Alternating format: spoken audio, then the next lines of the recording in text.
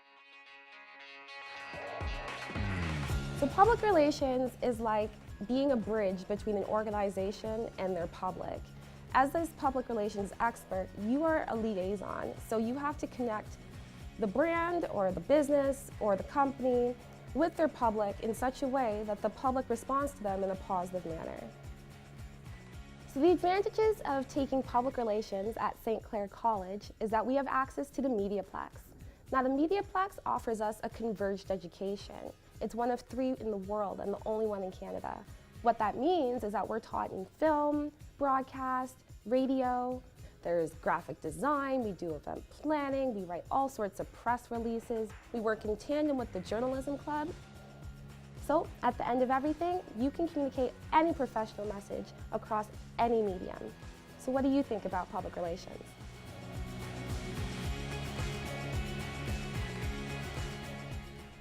We love to smile. The Smile Cookie campaign raised a total of $7.8 million for charities across Canada. Locally, the Windsor-Essex Tim Hortons restaurant owners raised just over $119,000 for the Hospice of Windsor-Essex. Smiles all around indeed. And the winner is, this next story was awarded the 2nd place winner at Broadcast Educator Awards. This is a national competition where MediaPlex grad and now CBC reporter Sanjay Morrow made us proud with his feature on distracted driving. Distracted driving is not getting any better here in Windsor. Windsor police officers are stopping distracted driving offenders at the same frequency as they have in recent years. But if awareness of distracted driving is at a record high, why haven't traffic stops decreased? Sergeant Steve Betteridge says that the temptation to check a smartphone is just too strong. It's an interesting offense to police, and what I mean by that is the officers have to be able to see it kind of as it's happening. And for one St. Clair College student, the consequences of distracted driving hit close to home. Another friend, he got hit by a car. He survived that one. The driver also texting and driving and also talking to the passenger. According to the Canadian Automobile Association, about 1/4 of all car crashes involve phone use, including hands-free devices. And according to the AAA Foundation for Traffic Safety, drivers engaged in interactions with mobile devices are up to 8 times as likely to be involved in a car crash. Betteridge reminds drivers that distracted driving is not just limited to texting. There's been charges of somebody in their vehicle shaving, somebody in their vehicle as they're reading a newspaper and operating the vehicle. Windsor Police Service remains optimistic that awareness education will decrease instances of distracted driving. Thanks for tuning in. I'm Jordan Ferris, and you've been watching MediaPlex News Now.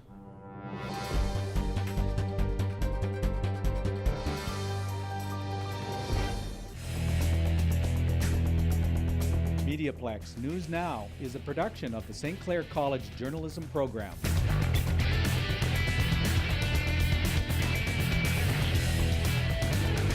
I think it's so important to be taught by industry professionals because they know what they're doing.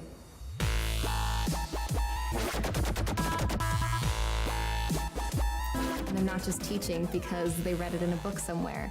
They're teaching because they've lived it.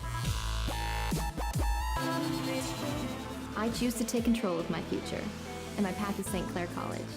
I choose to be here